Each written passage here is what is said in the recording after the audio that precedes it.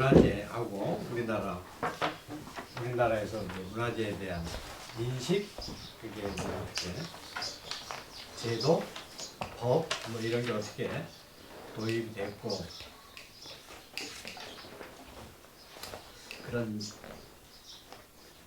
그런 내용으로 지난번에도 한 2시간, 3시간 정도 했었던 것 같아요. 꽤 길게 하다 보니까 길게 했었던 것 같은데 지난번 다뤘던 내용 중에 두 가지. 하나는 지난주에 뉴스를 보니까 중국 정부가 시진핑 대빵께서 중국에 고고학이 들어온 지 100주년이 되는 해 모양입니다. 금년이. 그래가지고 중국의 최고위층들 1박 2일, 뭐 2박 3일 이렇게 공산당이니까 집체 교육이라고 할까요? 그런 1년에 한 번 주요 아젠다에 대해서 이제 우리나라 같으면 일자리 창출이라든지 뭐 이 삼각파도 코로나 이후에 경제 위기를 어떻게 극복할 것인가 뭐 이런 큰 주제를 가지고 당 간부들이 서열 1번부터 이렇게 중국을 실질적으로 통치하는. 그런데 화제가 금년의 주제가 고고학이었답니다. 이 얘기는 왜 고고학의 중요성을, 그러니까 전통 문화의 중국의 문화유산의 중요성을 그들이 5000년 중국 세계 4대 문명 중에 하나라고 하는 것, 그것을 왜 과시하려고 하겠어요, 그죠? 문화재는 이제 역사적 가치 있는 부분을 중요시하게 돼서 법과 제도로 또 예산으로 국가가 개입을 하게 되잖아요. 그것은 이제 사례인 것이죠. 그러니까 문화유산하고 국가의 어떤 정치 이데올로기, 통치 이데올로기하고는 이제 밀접하다.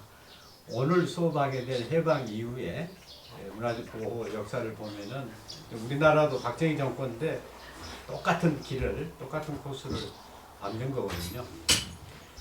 중국은 왜 고고학 문화유산에 대해서 금년도 국가적 의제로 설정을 하고, 이게 미국하고 싸움, 미국보다도 우리 중국이 낫다라고 하는, 미국은 기술 뭐 이런 거는 니네들이 세지만 니네 역사 해봐야 200년 뿐이 더 되니 우리는 미국에 대해서 압도적으로 비교 우위 자랑할 만한 거리를 문화유산에서 찾는 것이죠. 그만큼 문화재는 국가, 민족주의적 통치 이데올로기, 정치하고 밀접한 관계에 있다. 그래서 이 자료에 일제강점기, 오늘날 이제 우리 문제가 식민지 근대화론이라고 하는 것, 좀 어려운 얘기긴 합니다만, 이거를 극복을 해야 되는데, 이겨내야 되는데, 문화재 부분에 있어서는 민족주의, 뭐 국수주의, 소위 말해서 국공, 이런 거가 충분히 필요하다. 오히려 그거를 전면에 내세울 필요가 있다라는 것이죠. 그러니까 문화재 우리가 활용 사업을 한다든지 문화재 분야에 종사하는 사람 입장에서는 우리는 마음 놓고 국뽕을 주장할 수가 있어. 에? 부담 없이 또 그렇게 해야 돼.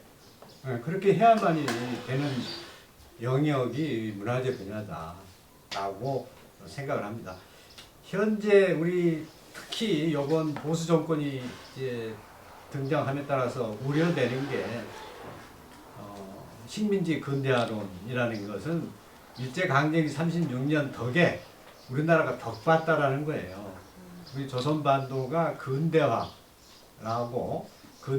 됐던 것은 일제강점기 때 일본 놈들 덕이다. 이게 이제 식민지 근대화론이라고 하는 거거든요. 그게 이제 뭐 뉴라이트 뭐 등등 보수 정파들하고 연결이 되는데요. 일제강점기 때 전문가들, 그 박물관, 뭐 개성박물관, 경주박물관, 공주박물관, 그 다음에 유적지를 발굴했던 일제강점기 때 고고 학자들, 또 문화유산하고 관련된 행정을 했던 고위층 전문가들이 해방 이후에도 우리나라의 박물관, 문화재 정책의 의사결정 과정에 가장 핵심, 제일 최고위층들이로 그대로 연명 정도가 아니죠. 주도를 했던 것이죠. 거기서 역사 쪽에는 이병도 박사의 그런 얘기는 선생님들이 다 알고 계시잖아요. 사학계에 이병도가 있다고 하면은 문화재계에도 문화유산계에도 그들이 그러니까 일제 강점기 때 주류를 형성했던 박물관장을 하고 보호 문화재 보호 정책 수립하는 대빵 우두머리들이 해방 이후에도 쉽게 표현하면 문화재 청장도 하고 국립박물관장도 하고 무엇보다도 문화재위원장도 하고 문화재위원도 하고 그 멤버들이 고스란히 해방 이후에 그래서 인적으로 청산이 될 수가 없었다 하는 부분이 문화재 파트에도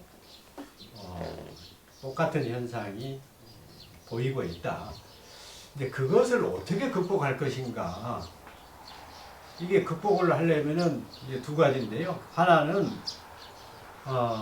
문화재 학이라고 하는 그러니까 고고학, 민속학, 미술사, 보존과학 이렇게 부분적으로는 공부하는 우리 젊은이들이 이제 40대, 50대 우리 교수들이 고고학 발굴 이게 이제 많이 생겼는데 많이 배출이 되고 양성이 됐는데 문화재란 무엇인가, 문화유산을 어떻게 보호하고 관리하고 활용할 것인가라고 하는 정작 문화재에 대한 공부는 소위 통섭이라고 해야 되나요? 경제학 원론처럼 문화재학 원론이 없는 거예요. 정립이 안 됐어요. 오히려 거꾸로 여러 선생님들 우리 이현정 선생님이나 우리 정기변 대표처럼 현장에서 일을 만들어 가고 있어. 이론화는 안 되어 있고 교과서로 만들어져 있지는 않고 현장에서는 이미 이루어지고 있는 거예요. 그 수요자들의 정책 수요자들이 사용하고 이용하고 즐기는 현장에서는 이루어지고 있는데 이것을 이론화를 못하고 있는 거예요. 그러니까 여러 선생님들이 문화재위원급의 역할을 실질적으로 양성이 되고 있다. 이제 부끄러운 얘기인데 캐나다라든지 미국이라든지 문화재 잘 모르는 호주 신생 국가들 쪽하고 유럽의 영국 뭐 이렇게 유럽 대륙에서는 문화유산학이라고 하는 학제가 이제 많이 만들어지고 있어요. 근데 거기서 공부하고 오는 우리 전통대 출신이라든지 일부 사학과 출신 뭐 이렇게 건축 전공한 학생들이 최신 소위 문화재학 원론 뭐 등등을 공부하는 그 커리큘럼의 상당 부분은 문화재 활용 우리는 표현을 우리나라 사람은 문화재 활용이라고 표현하는데 문화재가 어떻게 그 지역사회에 기여할 것인가 문화재로 인해서 어떻게 지역 활성화를 꾀할 것인가 사람과 문화재의 관계 즉 문화재가 사람을 위해서 어떤 역할을 해야 되는가 어떻게 복무해야 하는가 이러한 내용들이 최신 트렌드거든요. 소위 문화재학 원론이라고 저는 표현을 하고 있습니다만 그러한 그 커리큘럼 대학교 학부의 교과 과정을 신설하고 운영하고 있는 거기 출신들이 아직 국내에 들어오질 못하고 있어요. 아직도 공부 거의 박사학위 수준, 박사학위 받는 정도 이런 정도 역할. 이 얘기를 하는 것은 우리 젊은 두 친구는 가능성이 있다.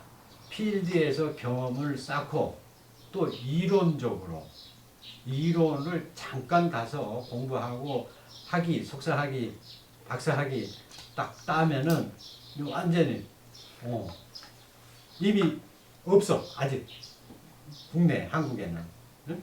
그래서 충분히 학술적으로 전문성을 갖춘 전문가다라고 그 대우를 받을 수 있다라는 거지. 왜냐면 이게 미개척 분야니까. 제가 사실 문화예청으로 자리를 옮긴 것도 이게 미개척 분야야. 이게 블루오션이더라고. 전문가라고 가서 전문가 자문하에 뭐 수리를 했다는데 내 눈에도 아마추어인 내 눈에도 이 엉터리 수리인 것 같고 야 여긴 내가 가서 전문가 소리 들을 수 있겠구나. 제가 선택한 결과가 사실은 성공했죠. 왜냐하면은 공무원 출신으로 이렇게 학교에서 학생들하고 단연간 한 7, 8년 계속 놀 수 있다는 게 그만큼 우리 문화재 분야가 우리 한국 사회에서 취약하다.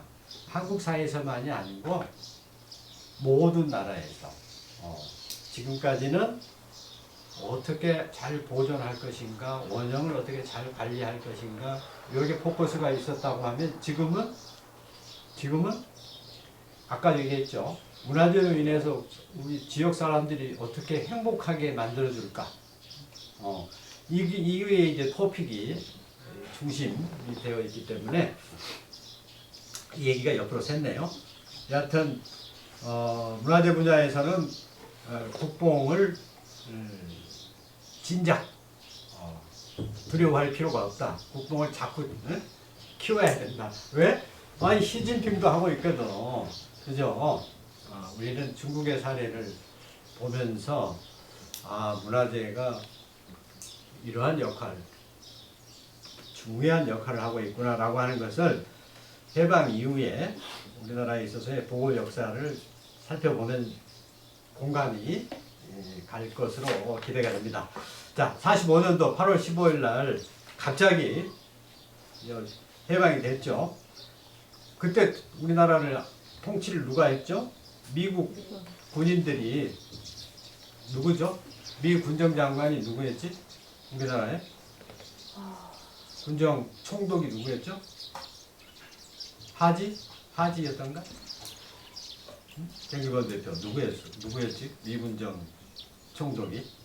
일본은 메가더였고 우리 한국에는 한반도에는 남쪽에는 하지 장군으로 기억이 되는데 미 군정 때는 몇 가지 미 군정임에도 불구하고 45년도 12월 3일 8월 8일로부터 몇 달 안 가서 국립박물관을 오픈을 합니다. 국립박물관을. 그리고 고적 보호주관을 지정을 해요. 이거는 지난 시간에 얘기했던 대로 일제강점기에 일본 애들이 우리나라를 좋게 하기 위해서 문화재 보호정책을 제도를 도입한 게 아니죠. 문화통치 차원에서 통치를 쉽게 하기 위해서 편한 길을 가기 위해서 우리나라의 문화재 민속도 조사도 하고 했다는 것 마찬가지입니다. 미군 애들도 일제강점기에 일제총독하고 미군정청 장관하고 별 차이가 없어요. 우리나라 사람들이 이뻐서가 아니고 우리 미국이 여러분들을 이만큼 존중을 합니다. 여러분들의 조상들로부터 내려온 문화유산을 이렇게 존중을 한답니다. 라는 과시라고 할까요? 조금 표현을 좀 격하게 하자면은 그걸 보여주는 거예요. 친화적인 우리는 미국은 여러분의 친구입니다. 대한민국의 친구입니다라고 하는 것을 상징적으로 딱 보여주는 게 제일 좋은 게 이 나라의 조상들의 유물들, 전통을 대우를 해주는 거죠. 가장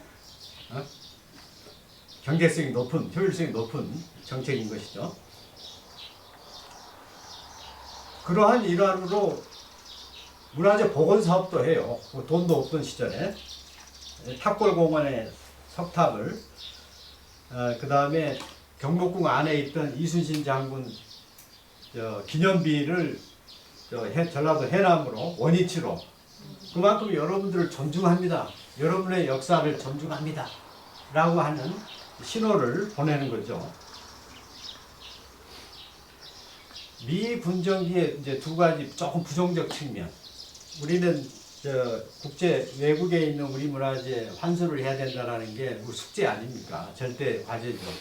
이 일본에 강탈당한 문화재만 생각을 하는데 이 해방 이후 이 해방 공간에서 미군정 시기에 미군들에 의해서 우리나라 문화재가 엄청나게 미국으로 불법 반출이 됐습니다. 이게 그러니까 우리 강탈당한 문화재라고 표현해도 돼요. 일본에만 있는 게 아니고 미국에도 상당수 있다. 왜? 미군정기에 미군들이 우리나라 문화재를 뭐 싸게 사기도 했겠죠. 또 뇌물도 많이 받았겠죠. 우리 한국인 일제 치하에서 부역을 했던 공무원들 또 부자들한테 네? 새로 미군들이 왔으니까 잘 보여야 될 거 아니에요. 자기들이 살려면은 일제 강점기 때 잘 살았던 잘 먹고 잘 살았던 사람들이. 그래서 우리 문화재가 미국에도 지금 많이 가 있다. 요즘에 국외 소재 문화재 환수 재단이 있는데 환수를 대체로 실적을 월급 받으니까 1년에 몇 건 실적은 보여야 될 거 아니에요. 쉬운 데가 미국이야. 미국 사람들은 그나마 이제 뭐라 그럴까 교양이 있으니까 그래 이거 너희 나라 거구나. 그러면 원위치 가야지. 라고 합리적으로 협조를 잘 해주거든요. 그러니까 미국에서 문화재 환수 실적을 많이 거더니 실제 일본에서 많이 환수를 해야 되는데 일본 사람들이 잘 안 내주죠. 자, 이 문정기 두 가지가 있었다. 문화유산하고는 관련이 상관이 없습니다만은 오늘날 문화원이라는 게 있잖아요. 각 시군마다 문화원 조직이 없는 데가 없죠. 문화원 조직이 미 군정기 때 생겨요. 근데 문화원이 만들어진 그 모태 최초의 그 시작이 조선반도에 왔는데 한국 사람들 문맹률도 높고 민주주의도 모르고 이건 교화의 대상이야.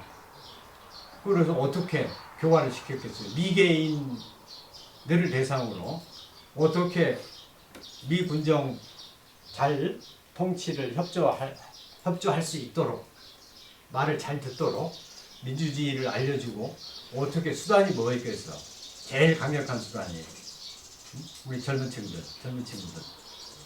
영상대 영화.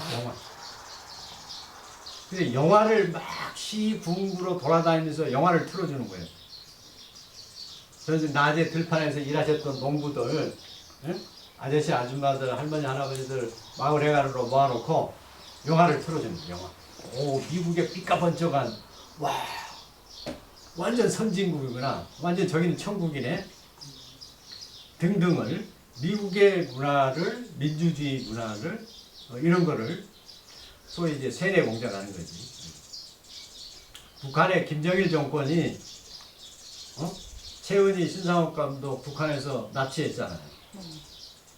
공산주의 나라에서 영화 산업이 특히 북한이 영화가 굉장히 영상물이 그들은 아주 대우를 많이 받아요. 우리 인간문화재처럼 연예인들이 왜 그러겠어?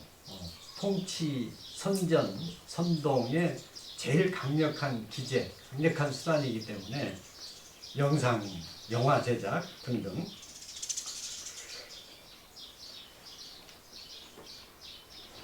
미 군정 때 최초로 뭘 하러 다녔다? 미 군정의 가장 중요한 사업이 한국인을 교화하기 위해서 뭘 했다고요? 영화 시사회. 네?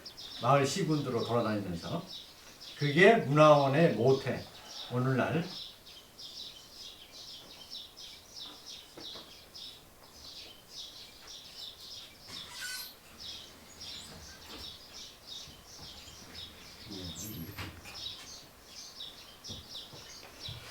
자, 50년대 미 군정이 끝나고 이제 48년도 대한민국 정부가 만들어지죠. 이때는 혼란기인데 이 점 두 가지만 지난번에도 얘기했던 것 같습니다만은 48년도에 이제 대한민국 헌법을 만들잖아요. 제헌헌법. 헌법을 만들 때 부칙도 아니냐. 제100조에다가 문화재 보호법 급하니까 당장 만들 수는 없고 일제강점기 때 만들었던 일본 놈들이 만들었던 33년도에 천연기념물 보호물 보존령이라고 긴 문화재 보호법이 있었잖아요. 그 법을 준용한다, 그 법을 적용한다라고 헌법에다가 헌법 조항으로 이건 왜 이 얘기를 강조를 드리냐면은 48년도에 그 해방 이후의 혼란기에 우리나라 국민소득 한 50불 되던 시절에 그 시절에도 헌법에다가 문화재 보호에 관한 법률을 헌법에 넣을 정도로 그러니까 헌법사안인 거죠. 헌법적 가치 수준 그렇게 문화재를 대우를 했다. 문화재의 위상이 높았다. 48년도에 헌법으로 규정할 정도로 오늘날 대통령 취임 선서 그 다음에 헌법의 전문에 보면은 전통문화의 보존과 뭐 어쩌고 저쩌고 문화유산에 대해서 대통령 취임 선서에다가 한 구절을 넣었어. 한 줄이 대통령 선서, 대통령 취임식 날 나는 헌법을 수호하고 어쩌고 저쩌고 하겠습니다 라고 한 20초 내지 30초 정도의 짧은 취임 선서문에 전통 문화에 대한 의무를 대통령한테 책무를 줬거든요. 그러니까 문화재가 그만큼 중요하다. 전통 문화가 우리 역사가 중요하다라고 하는 50년대를 우리가 생각해 보면은 6.25 전쟁이 50년에 시작을 해가지고 50년 6월 25일 날 그래서 53년도에 휴전이 되잖아요. 3년간 요즘 우크라이나 전쟁하듯이 3년 동안 우리는 싸웠던 거죠. 전쟁을. 수백만 명이 죽고 엄청난 1, 2차 세계대전 이후에 가장 큰 전쟁이 우리 한국 전쟁 6.25거든요. 그러니까 그러한 시기 50년대 그 시점을 이제 이렇게 염두에 두고 살펴보면은 그 어렵던 시절에도 57년도에 일본의 대상으로 일본에 반출된 니들이 뺏어간 문화재를 우리가 반환해다오 반환 청구를 이승만 정권 때 일본에다가 얘기를 하고 이 점을 우리가 놓쳐서는 안 되는데요. 58년도에 전국 민속예술 경연대회라고 하는 것을 열려요. 전국 민속예술 경연대 지금 기억을 우리 나이 드신 선생님들은 아실 것 같은데 전국 민속예술 경연대 기억하십니까? 민속예술 경연대 기억하시는 분? 이현조 선생님? 네, 기억합니다. TV에도 그렇게 나왔고. 정기범 대표님. 전국 민속예술 경연대. 잘 모릅니다. 58년도에 전국 민속예술 경연대회는 전국체전은 알죠? 전국체전. 네. 체육대. 체육 스포츠 쪽에 전국체전이 있다고 한다면은 문화 쪽에는 전국 민속예술 경연대회가 있어. 전국 민속예술 경연대회는 하루 종일 KBS에서 생중계를 했어요. 어마무시한 대회였다고. 각 지금 뭐 필봉 농악이니 무슨 농악 인간문화재 종목 지정된 거 있죠. 이게 전부 다 전국 민속예술 경연대회 때 나타난 거예요. 어떻게 나타난가? 이게 이제 군대항을 하거든요. 군대항이죠. 그러니까 전국 민속예술 경연대회 가면은 도대항전인데 도대항전에 앞서서 예선전을 해. 도 주관으로 각 군대항전.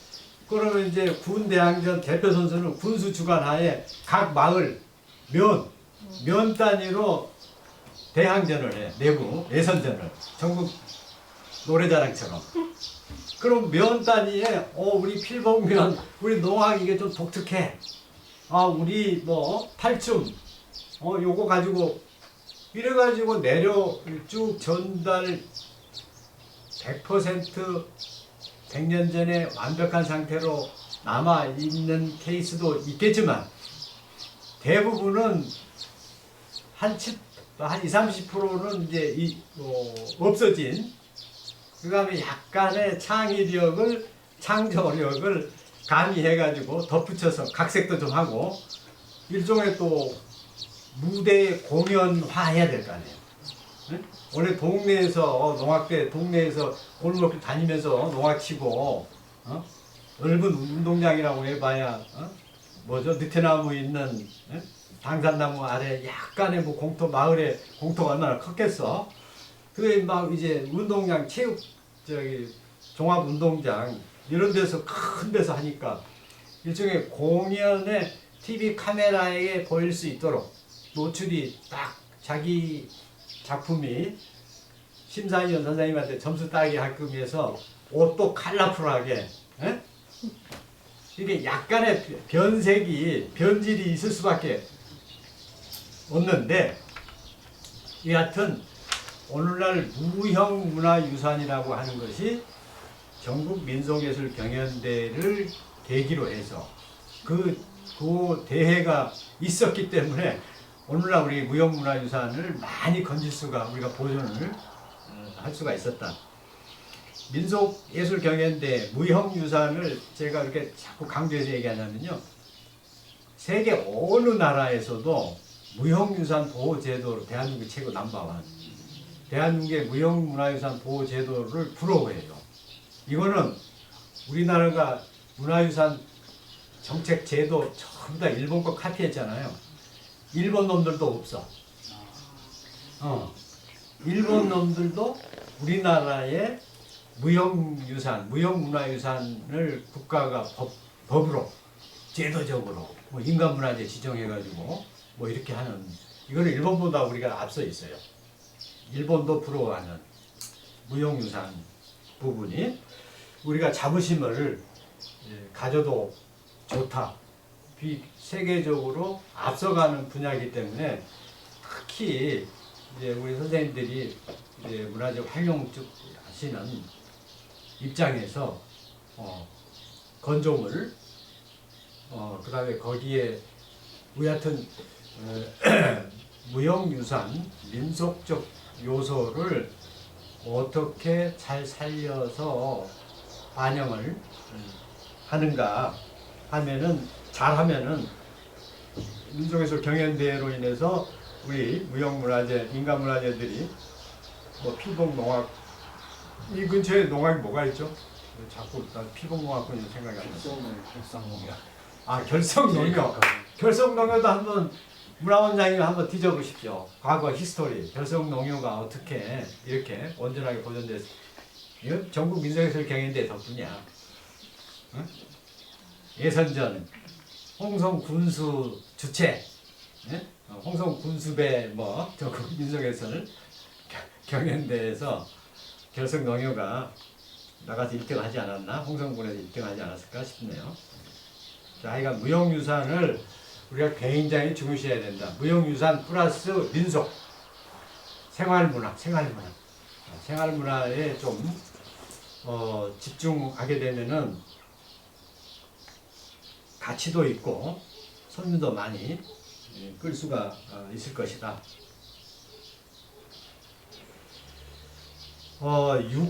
60년대에 이제 우리나라 대한민국 문화재 보호 정책이 이제 본격적으로 시작을 합니다. 일제 강점기에 의존했던 것을 일제 시대에 만들어졌던 모든 제도를 다 이제 책상 휴지통 속으로 집어넣고 한국인의 힘으로, 한국인의 손으로 법도 만들고 행정 조직도 만들고 이제 본격적으로 시작이 돼요.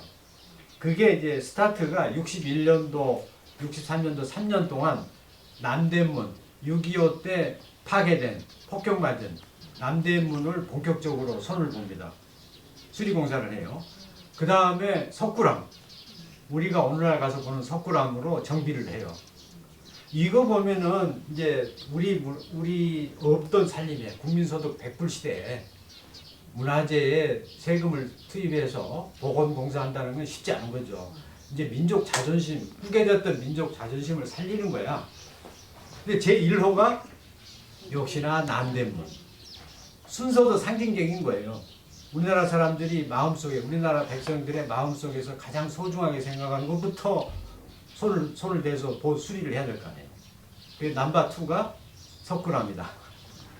순서를 보면은 제일 먼저 손을 대는 순서를 보면은 이제 비로소 민족 자존심이 바로 서기 시작하는 거야. 이제 60년대 들어서서. 따라서 5.16 군사혁명으로 집권한 박정희 대통령이 칭송받을 부분은 이제 경제개발 시켰다는 거, 국민소득 올렸다는 거, 저는 그것보다도 오히려 문화재에 대해서, 우리 역사에 대해서 민족의식을 올리는 대한민국을 대한민국으로 얘기할 수 있게끔 주체성, 요 부분에 박정희 대통령이 신경을 썼다라는 부분이 훨씬 더 칭찬받아 마땅한 부분이다. 우리가 저 66년도에 박정희 대통령 당시 60년대 우리 어르신들은 기억나죠? 국민교육헌장 우리 다 외웠잖아. 달달달. 네. 그죠? 네. 그 민족의식을 굉장히 강조했던 거죠. 민족의식을 강조하는 수단으로서 석굴암도 남대문도 수리하고 문화재 보호법도 만들고 거기서 더 나아가서 오늘날 아쉬운 부분이 국학연구 그러니까 민족문화 추진회 세종대왕 기념사업회 고려대 민족문화연구소 나아가서 이제 70년대 80년대 한국정신문화연구원 소위 국학 한국학이라고 하는 것 기록문화 이 부분에 집중적으로 국가적 역량을 총투입을 했는데 오늘날 문화재 행정에서 아쉬운 부분이 분산이 됐어요. 분산이. 국학연구 이런 교육부 산하야. 정신문화연구원. 역사기록을 고전을 번역하고 근데 문화재 세계유산을 보면은 문화유산이 있고 자연유산이 있고 무형유산이 있고 기록유산이 있잖아요. 큰 카테고리 4개 중에 하나가 기록유산인 거거든요. 우리나라에서는 기록문화유산이 조명을 못 받고 있다. 왜? 관할하는 행정관청이 교육부로 따로 떨어져 나가 있거든요. 교육부에서는 우선순위가 저 100개가 있다 그러면 100번째가 기록유산이야. 교육부에서는. 관심이 없지. 대학교 입시제도니 뭐 특목고니 뭐 이런 게 관심이 있는 건지. 근데 그거를 우리한테 가져오면은 적어도 3순위 안에는 들겠죠. 예? 그래서 이 행정정책이라고 하는 게 왜 이 딱딱한 얘기를 왜 우리가 들어야 되고 살펴봐야 되는가. 현실적으로 막강한 영향력을 주기 때문에 그러는 거예요. 그래서 행정정책을 잘 설계를 할 필요가 있다라는 게. 그럼 지금도 기록유산이 교육부에 있어요? 기록유산 문화재로 지정한 거는 문화재청에서 해요. 지정문화재만. 뭐 교지 뭐. 그런데 뭐 조선왕조실록 같은 게 그게 저 규장각에 있어. 서울대 규장각에. 교육부에. 관리는 걔네들이. 그러니까 우리는 문화재로 지정한 것만. 세계유산으로 지정 등재만 하고 실질적으로 보관하고 연구하고 뭐 이런 거는 서울대 규장각에서. 그럼 그거를 교육청에서 저기 문화유산에서 못 가져오는 게 무슨 이유가 있어요? 걔들이 안 주려고 그러지. 안 주려고 해서. 관리는 제대로 안 되면서 주기는 싫은 거야? 근데 이제 방법을 하나가 있는데 정신문화 이제 대통령 싹 바뀔 때 윤석열 대통령이 이제 이게 있으면 문화에 대한 의식이 있으면 한국정신문화연구원 이거 기록 역사 이 부분은 통합을 하지 문화부에서 하든지 문화유치원에서 하든지 하고 교통정리를 딱 해주면은 그 예산하고 그 사람들 머리 좋은 예? 박사들 막 인력이 왕창 오늘 우리는 시너지가 확 나는 거죠. 박물관에 문화체육관광도 소속이에요. 아 이제 그 얘기는 이제 나올 거야. 68년도 요 맨 밑에 66년도 4.28 얘기해야 되겠네. 요 충청도니까. 충무공 탕신일에 박정희 대통령이 달회에 참석합니다. 제사에. 대통령이 뜨면은 저기 김일성이 뜬 거하고 똑같아. 시진핑이 뜬 거하고 민주주의 정부에서 우리 대통령이 요즘 우리 젊은 친구들이 이해하는 정도로 현 2000년대 대한민국 대통령의 수준이 아니야. 60년대 박정희 대통령은 조선시대 왕이야, 왕. 왕보다 더 세. 모든 백성들이 대통령이 어디 떴다 하면 막, 와. 김일성이 어디 뜨면 막 난리 나잖아, 그죠? 예? 김정은이가 떠도 난리 나잖아. 그 정도 수준인 거야. 대통령이 거기 갔다라고 하면 거기서 주는 메시지가 엄청나게 큰 거거든. 세종대왕 오늘날 아는 우리 이순신. 일제강점기 때 이순신은 존재를 찾아볼 수가 없어. 일본 놈들이 자기 부끄럽게 패전한 임진왜란의 적장에 대빵이 이순신을 36년 일제강점기 때는 이순신 스토리가 없어. 조선반도 사람들이 몰라. 대부분이. 좀 격하게 표현한 장면. 박정희 장군에 의해 가지고 박정희 대통령에 의해 가지고 와 우리 이순신 성웅 와 세종대왕 세종대왕은 전두환이가 이게 분밥을 했어. 여하튼 66년도 4.28 박정희 대통령이 현충사에 나타나서 제사를 직접 드렸다. 차 한 잔 올렸다. 이건 어마한 사건, 어마무시한 사건입니다. 국가 최고 원수가 문화재에 대해서, 문화유산에 대해서 자, 68년도에 또 하나의 사건. 드디어 문화유산이 해방 이후에 교육부에, 문교부에 있다가 문교부에서 문화유산을 관리했어. 문화재를 문교부에서. 근데 68년도에 문화공보부로, 즉 오늘날의 문화관광부로 이관이 됩니다. 왜 이관이 됐나? 문화공보부로 여러 가지가 있겠지만은 국가 이미지 홍보, 해외 홍보를 국가 이미지 홍보를 하는데 외국의 우리나라의 자랑거리를 홍보를 하는데 제일 먼저 첫 번째 제국주의가 식민지 침탈에 들어갈 때 첫 번째 뭘 한다고 그랬죠? 문화재, 민속에 대한 조사로부터 시작을 한다고 그랬잖아요. 외국의 우리 국가 이미지를 홍보를 할 때 시진핑이가 고고학 100주년 해가지고 엄청나게 문화유산에 대해서 신경을 쓰듯이 마찬가지로 대한민국은 춥고 배고프고 지금 뭐 국민소득 100불 시대 6.25로 인해 가지고 전쟁에 패어 이러지만은 5,000년의 역사를 가진 유구한 문화민족이다 라고 하는 자부심, 우리나라 자랑을 할 거리가 문화재뿐이 없었던 거예요. 해외 홍보를 할 때 우리의 전통 문화에 대해서 집중적으로 외국에다가, 그래서 문화공보부로 문화재에 대한 행정을 교육부에 있던 것을 야 니네 문화공보부가 니네들이 해라. 그래서 시도교육위원회에서 일선 행정을 하던 것을 시도지사, 시장군수로 넘어온 거예요. 68년도에. 문공부로 넘어온 배경, 홍보, 국가 홍보. 국가 홍보 제1수단? 제1수단이 아니고 거의 100%지 뭐. 문화재뿐이 없었으니까. 그때 우리나라가 뭐 BTS가 있었겠어. 그죠? 봉준호 감독이 있었겠어. 외국에다 자랑할 거리는 문화재뿐이 없었던 거예요. 인간 문화재 등등. 그 다음에 이제 박정희 대통령이 잘한 게 맨 첫 번째 줄 68년도부터 20년간 전국 민속 종합조사 사업을 시작을 해요. 이게 좀 부끄러운 거예요, 사실은.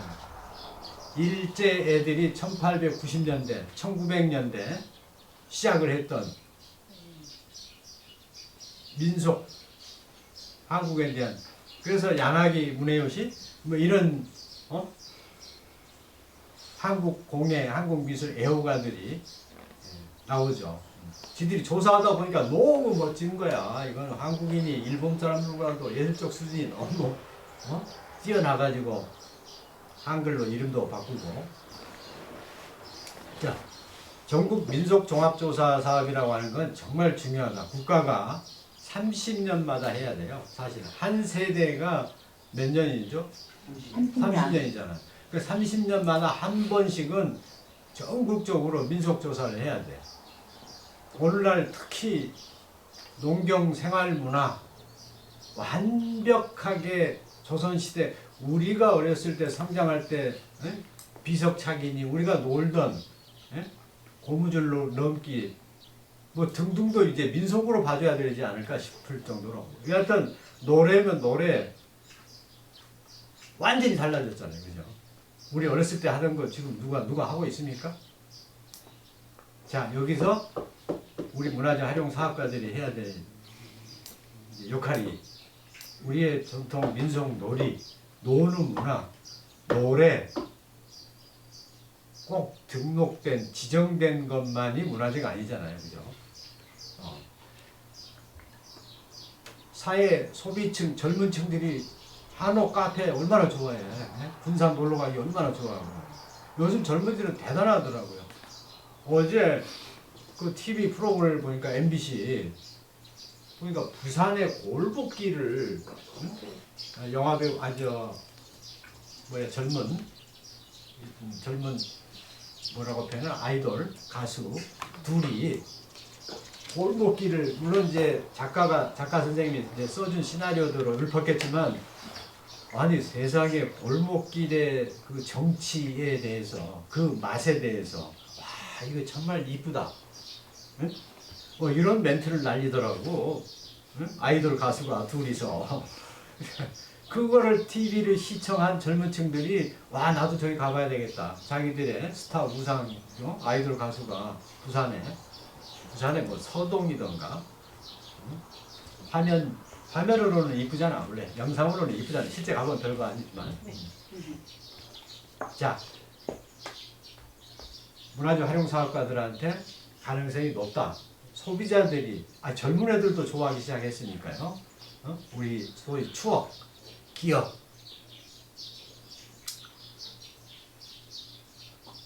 어, 60년대에 맨 마지막에 국립박물관 주관 한국문화재 해외 전시라고 써 있죠. 이게 이제 한국 미술 5,000년 전이라 해가지고 막 금동 이렇게 방가 사유상 우리나라 국보들 엄청나게 그다음 막 단원 그림들 지금 생각하면 무지막지한 거죠. 무식한 거지. 비행기 가다가 폭발하면 어떡하냐고. 우리나라 문화의 정수, 오리지널 진짜 에센스, 엑기스들이 비행기 폭파되고 한 번에 날아갈 뻔한 거지. 정말 무지막지한 기획이었지. 요새는 불가능하죠. 요새 같으면. 근데 우리 같은 경우는 죽고 못 사는 나라이기 때문에 어떻게든 해보려고. 우리 홍보하려고 대한민국에 자랑하려고 여러분들이 미국에서 미국 시민들이 준 세금으로 옥수수가루 우유가루 여러분들이 잘 도와주는 겁니다. 우리나라는 이런 나라랍니다. 미국만이 아니고 유럽 5개국 유럽을 가본 미국 간 거 한번 보십시오. 57년도 59년도 61년도 62년도 이거 보면은 우리가 반성을 해야 돼. 우리가 경제성장 IT 모든 국가의 역량의 목표 국민들의 삶의 행복의 목표 우리나라 뭐 세계 10대 경제권, 6대 군사 강국만 자랑하지 우리나라가 문화 강국이 돼야 된다. 라고 하는 목표가 없어, 목표가. 이거 전쟁 6.25 바로 이후에도 국가 차원에서 우리나라 국가 이미지를 좋게 하기 위해서 그 무시무시한 말도 안 되는 엉터리 기획을 했는데 오늘날 우리나라가 문화재에 대해서 문화유산을 어떻게 대우하고 있는가 국가 최고 통치권자로부터 시작해서 문화재 청장에 이르기까지 단순히 관리만 잘하고 이제서 문화복지 서비스 뭐 이런 거 이제 눈에 띄어서 시작을 하고 있지만 국가 자체이다. 국가 브랜드, 국가 이미지 이꼬르 문화재다. 문화재가 국가의 이미지를 만들어가는 강력한 수단이고 이거 잘못하면 큰일 난다. 라고는 좀 더 큰 틀에 생각들이 없는 거야, 생각들이. 지난주에 문화재 야행 어디 지역에 가가지고 컨설팅 하면서 이 도시 마케팅의 강력한 제1 수단이다. 단순히 문화재 알리고 문화재 가치를 알리고 문화재 찾으러 오는 사람 늘리고 오는 사람한테 만족도를 높이고 관광객 유치하는 수단이고 요거는 단세포적인 1단계 그거 당연히 해야 되는 거고 궁극적으로는 왜 이걸 하는가 라고 하는 거를 이 일이 문화재 여행이 그 도시의 이미지를 형성해 나가는 수단으로 형성할 수 있는 제일 강력한 병기이다. 그런 좀 더 큰 넓은 틀의 생각, 그 군의 정체성을 만들어내는 문화재 야행이 돼야 되고, 이제 지금은 한 10년 됐으니까 의미와 가치를 전달하는 것은 당연히 이제 그건 기본 이제 김치야, 김치. 한국 사람 김치 먹듯이 당연히 해야 되는 거. 특별 맛있는 반찬을 해야 될 거 아니야. 왜 밥상을 차리는가?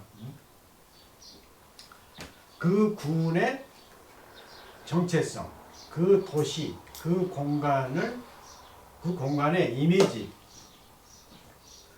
문화재의 가치는 여러 가지 중에 6가지 가치 중에 그 공간을 아름답게 꾸며주는 가치가 있었고, 그 다음에 그 공간에, 그 장소에, 그 시에, 그 군에 정체성을 형성해주는 가치가 있다고 그랬잖아요. 문화적 가치, 미적 가치.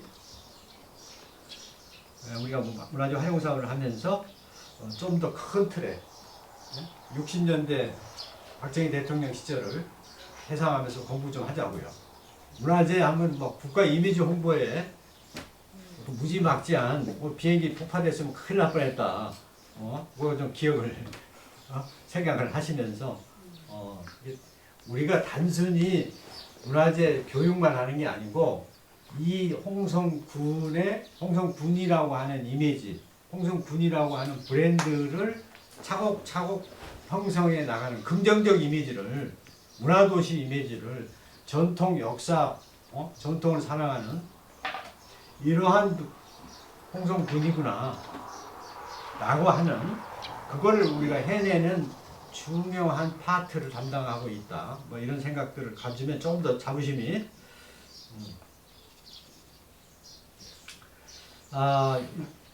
지금 70년대 초반 사회상은 이제 우리 뭐 이걸 왜 써놨을까? 이런 시대 상황 속에서 문화재 정책이 나온다. 이 시대 상황을 극복하고 개선하기 위해서 어떤 시대 상황? 한국적 민주주의 막 해가지고 엄청나게 이제 독재로 흐르는 거야. 박정희 정권이 3선을 했으면 거기서 이제 양보를 해야 되는데 이제 총통, 네? 평생 대통령 장기 집권 죽을 때까지 하려고 헌법을 바꿔버렸어. 그러니까 완전 이제 유신 독재라고 그래. 우리 젊은 친구들은 모르겠지만 그러니까 유신 독재를 하면서 이게 한국적 민주주의라고 표방을 하는 거야. 논리를. 한국적 민주주의.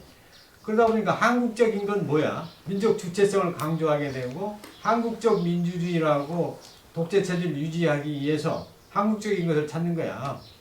어? 저기 박동진 선생이 유명한 CF가 있죠. 우리 것이 우리 것이 좋은 좋은 것이야. 그 생각, 우리 것이 좋은 것이야라고 하는 거는 5천만 대한민국 사람 100%다 찬동하지. 그렇잖아요. 그 심리, 한국적, 그래서 민주주의 앞에다 한국적이라는 걸 딱 넣어놓고 그러면 그거를 정당화하기 위해서 무슨 사업을 해야 돼? 문화재에 대해서 강화도 국랑국보 현장, 네? 그 다음에 추사 김정희와 같은 민족의 문화재 위대한 인물들을 그걸 사적 지정하고 문화재로 지정하고 현창 사업이라고 소위 이제 이런 걸 하게 되는 거죠. 정치적 통치 사원 필요성이 이제 있었던 것이죠. 문화재는 통치하고 서두에 얘기 말씀 드린 것처럼 정치 통치하고 같이 간다. 그 다음에 이제 또 하나의 현상은 이제 미군이 중국하고 미국하고 대탕트 그래서 주한미군 철수한다. 그래서 그러한 그래서 이제 자주성, 주체성, 한국적인 것 이런 거를 이제 강조를 하는 거예요. 유신 독재 체제를 더 강화하기도 하고 강화해 나가고 미군이 철수하겠다고 그러니까 갑자기 중공하고 친구가 되고 미국이 그런 국제 상황 속에서 내부적으로 대한민국 사람들을 똘똘 뭉치게 하려면 어떻게 해야 돼? 똘똘 뭉치게 할 수 있는 근거가 이순신 장군을 세종대왕을 중심으로 해서 뭉치자라고 하는 그래서 문화재가 대우를 받은 거예요. 요 시기에 지금도 대한민국 전체 예산의 가운데 문화재청이 갖고 있는 쓰는 예산은 0.16%뿐이 안 돼. 근데 요때 요 시기에 박정희 이 시기에 문화재 분야에 쓰인 돈이 전체 0.3%. 지금보다 두 배야, 두 배. 그때만 해도 국민소득 한 이제 300불, 400불 정도 70년대 초에는 한 이 정도로 지금보다도 두 배를 쓴 거야, 두 배를. 그러니까 통치권자의 대통령의 문화재에 대한 의지가 제가 이런 얘기를 하는 것은 오늘날보다도 훨씬 60년대, 70년대에 문화재 위상이 높았구나. 정치권에서 또 국가 최고 통치권자가 문화재 이렇게 홀대하고 있는데 그러면 이 시점에서 우리가 할 일이 뭔가? 홀대를 본의 아니게 홀대하는 거지. 안목이 없어서 박정희만큼의 안목이 없어서 박정희 대통령은 일제강점기 때 일본의 육군사관학교를 들어가가지고 일본의 생활을 해본 거예요. 일본 애들은 유럽에서 바로 문화재 보호하고 관련된 개념들, 인식들, 제도, 법을 바로 직수입해가지고 문화유산을 굉장히 높은 최고 상위의 가치에 두고 시진핑이 최고의 가치를 국가 정책 달성에 가장 높은 우선순위에 놓고 문화재를 다루듯이 일본 박정희 당시 육군사관학교 생도가 일본에서 보니까 일본 사람들이 문화유산을 그렇게 대우 우대를 했던 것을 보고 배운 거지. 근데 지금 박정희만큼의 안목을 갖고 있는 대통령도 없고 장관도 없고 정치인도 없고 심지어는 전문가도 없어. 전문가도. 그러니까 여러분들의 가능성이 높은 거예요. 왜냐하면 전문가와 현장에서 실무진으로 실제 현장에서 뛰는 활동가들 여러분들이 운동가야. 여러분들이 의병이라고 지금. 독립운동 의병장들이야, 의병장. 홍성군 지부장이 이현철 선생이고, 천안에 여러 선생님들이. 자, 그 다음에 이제 또 하나의 축 무형유산이 오늘날 아이돌 유행하듯이 여러분들 젊은 친구들은 모르겠지만 우리들은 알아. 통기타 문화, 팝송 좋아하고, 그 다음에 또 뭐 대학교 들어가면 무조건 하는 게 있어. 탈춤반. 하나의 이제 기층 민중의 문화. 제도권 문화가 돈 많은 사람이 턱시도 딱 입고 오페라 극장 가가지고 쫙 보고 고급 문화가 있는가 하면은 밑에 민중들의 문화가 있는 거야. 민요, 판소리. 근데 기층 민중에서 유행하는 게 쭉 역사 흘러가서 쭉 보면 그게 메인이 되는 거지 뭐, 메인. 그래서 무형유산, 그러니까 민속예술 경연대회를 통해서 제도권에서 관에서 만들어낸, 그것도 이제 상당히 큰 역할을 했죠. 하면은 이제 대학생 사이에서 자생적으로 유행한 탈춤반에 의해서 막 탈춤들 뭐 이런 민중가요, 그 다음에 민중화가들의 작품, 이게 이제 문화재가 되는 날이 오는 거야 이제. 이거는 정치적 입장이 진보냐 보수냐에 하고 별개의 문제로 그 시대에 70년대에 팝송, 탈춤, 뭐 민중가요, 이거는 하나의 문화적 현상이었기 때문에 지금도 그 박불동인가 민중화가, 우리가 봤을 때 저게 예술적 가치가 조형미가 있는 건지 잘 이해가 안 가는데, 그런 작품도 인사동에서 굉장히 고가에 팔려요. 매매가. 이미 국제적으로 수준, 명성, 지명도도 상당 부분 확보를 하고 있고,